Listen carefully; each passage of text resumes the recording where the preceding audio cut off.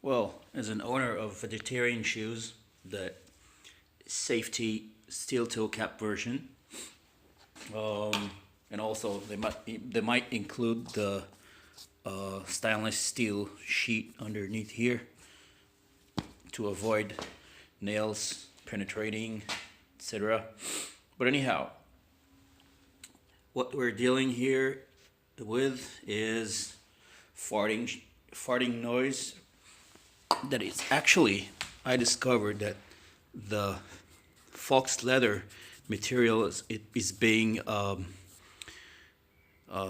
moving against the steel cap underneath here, and it sounds like farts. So I already solved the problem by using WD-40 or anything you like. The fox leather material absorbs the spray. Since the oil here is very thin, see,